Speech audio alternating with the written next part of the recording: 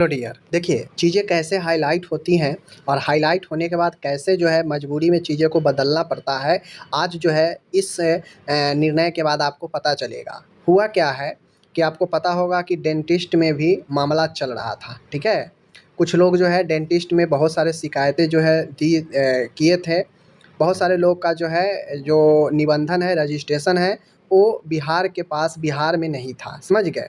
जबकि कहा क्या गया था, यहाँ पे स्पष्ट रूप से लिखा गया है कि स्वास्थ्य विभाग बिहार पटना के अंतर्गत दंत चिकित्सक के पद पर नियुक्ति हेतु प्रकाशित विज्ञापन इतना की कंडिका इतना में अंकित है कि दंत चिकित्सा अधिनियम 1948 की धारा इतना के आलोक में अस्थायी रूप से निबंधित होने का निबंधन प्रमाण पत्र अपलोड करना आवश्यक होगा, ठीक है ना। यहाँ पे कहा गया है, समझ गए चीज़ को। लेकिन बहुत सारे लोगों के पास जो है ये चीज़ें नहीं था, किन्हीं के पास रिन्यूअल नहीं था या परमानेंट नहीं था, प्रोविज़नल था।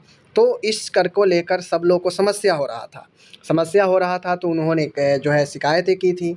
अब जो शिकायतें की थी तो उक्त क्रम में निबंधन प्रमाण पत्र के संबंध में स्वास्थ्य विभाग बिहार पटना के पत्रांक इतना के माध्यम से निम्नांकित परामर्श उपलब्ध कराया गया है। यानी अलग-अलग जो है उनको परामर्श मिला इस पर विचार करने के लिए कि अभ्यर्थियों को डेंटल काउंसिल ऑफ इंडिया अथवा किसी राज्य के डेंटल काउंसिल से निबंध प्राप्त होना चाहिए। पहला तो पॉइंट ये किया गया परामर्श में कि डेंटल काउंसिल ऑफ इंडिया से निबंधन होना चाहिए या किसी भी राज्य के डेंटल काउंसिल से निबंधन होना चाहिए, ठीक है। दूसरी चीज़ें है यहाँ पे देख लीजिए आप लोग। तो यहाँ पे पहला तो ये है कि किसी भी राज्य या डेंटल काउंसिल ऑफ इंडिया का रजिस्ट्रेशन रहना चाहिए। दूसरा है कि जिन अभ्यर्थियों के निबंधन की वैधता आवेदन करने की तिथि को समाप्त तो हो चुका है तथा निबंधन का नवीकरणीय रिन्यूअल नहीं कराया गया है, वैसे अभ्यर्थियों को निबंधन को इस शर्त के साथ मान्य किया जा सकता है कि आयोग द्वारा किए जाने वाले दस्तावेज सत्यापन की तिथि तक वे अपने रजिस्ट्रेशन का रिन्यूअल निश्चित रूप से करा लेंगे। कहने का मतलब है कि जिन अभ्यर्थियों को रजिस्ट्रेशन वैधता जो होता है कि 5 साल तक या 3 साल तक, उतना तक होने के बाद वो एक्सपायरी कर गया है, समाप्त हो चुका है और उसको रिन्यूअल नहीं कराए हैं, तो वैसे अभ्यर्थियों को भी जो है मान्य होगा वो रजिस्ट्रेशन। लेकिन जो काउंसलिंग में जो डॉक्यूमेंट वेरिफिकेशन होगा वहाँ पे जो है रजिस्ट्रेशन को रिन्यूअल करा के निश्चित रूप से ही जो है प्रस्तुत करना पड़ेगा। स्वास्थ्य विभाग बिहार पटना से प्राप्त परामर्श के आलोक में सूचित करना है कि दस्तावेज सत्यापन के समय रिन्यूअल निबंधन उपलब्ध नहीं कराए जाने पर संबंधित अभ्यर्थी अयोग्य माने जाएंगे। भविष्य में अभ्यर्थी के किसी भी आवेदन पर विचार नहीं किया जाएगा। उक्त विज्ञापन की शेष शर्तें यथावत रहेंगी।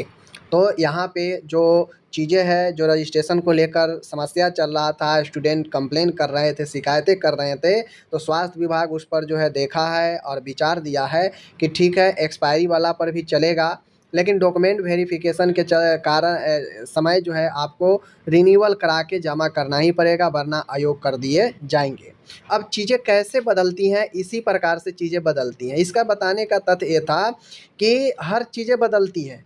अब कोई ये कहता है कि नोटिफिकेशन में नियमावली में ही ऐसा दे दिया गया है तो वो नहीं बदल सकता है, तो जो देता है वही बदलता है। स्वास्थ्य विभाग दिया था इसका कुछ और, तो स्वास्थ्य विभाग जो है परामर्श मिला स्वास्थ्य विभाग को, यहाँ पे अलग अलग विभागों से अलग अलग कैंडिडेट से शिकायतें मिला होगा, स्वास्थ्य विभाग इस पर अपना विचार किया होगा और उसको परिवर्तन यहाँ पे कर दिया।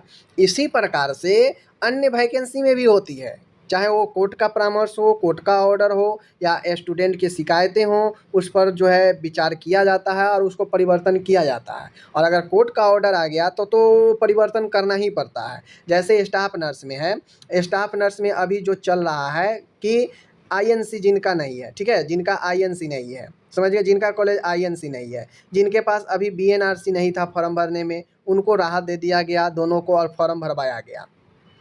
अब चैलेंज है यहाँ पे एक कि अब वो काउंसलिंग के समय कैसे आईएनसी लाएंगे, बीएनआरसी लाएंगे, चूँकि अभी बीएनआरसी में काम बंद है तो कहाँ से लाएंगे। तो कोर्ट ऑर्डर देगा यहाँ पे कि भाई इस स्थिति में या तो आप अदर स्टेट वाला अभी रजिस्ट्रेशन जो है एक्सेप्ट करेंगे, अभी उस पर काउंसलिंग करवाएंगे और 2 महीना 1 महीना 90 दिन का समय देंगे कि इतने दिन में आपको अपना बिहार का रजिस्ट्रेशन सबमिट करना आवश्यक होगा, वरना आप जो है आगे हटा दिए जाएंगे, सेवा से मुक्त कर दिए जाएंगे। ऐसा कुछ जो है निर्णय ज़रूर से ज़रूर दिया जाएगा। बात समझ रहे हैं? या फिर अभी बहाली क्लियर नहीं होता है तो ये भी आदेश दिया जाएगा कि काउंसलिंग के समय जब होगा तो काउंसलिंग के समय जो है जमा करना ज़रूरी होगा। अगर काउंसलिंग जल्दी कराया जाएगा तो उसके लिए फिर अलग कुछ और निर्णय दिया जाएगा। तो जो कोर्ट निर्णय देगा उसमें तो फिर जो है आयोग को संशोधन करना है, विचार करना ही है, और फिर से इस प्रकार के नोटिफिकेशन स्टाफ नर्स के लिए भी निकल सकता है। तो ये सारे चीज़ें बदलते हैं।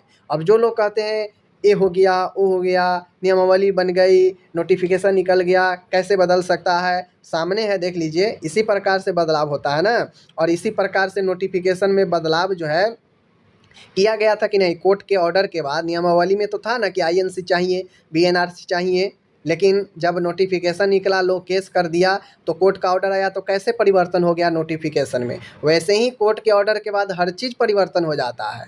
और जो इस चीज़ को नहीं समझते हैं, उनको लगता है कि वो कोर्ट से ऊपर है, तो उनके लिए मैं क्या ही कह सकता हूँ, ठीक है ना। तो ये सारे चीज़ें बदलते हैं, लेकिन एक जेन्युइन अथॉरिटी के तरफ से आदेश आता है तो बदलता है। हम आप या किसी के कहने से चीज़ें नहीं परिवर्तन होता है। बात समझ लीजिए। समझ रहे चीज़ को? तो देखिए यहाँ परिवर्तन हुआ, इसी प्रकार से स्टाफ नर्स में जो डिसीजन आएगा उसमें भी परिवर्तन संभव है। तो चीज़ें संभव है, बात समझ लीजिए। ठीक है, मिलते हैं अगले वीडियो में। धन्यवाद।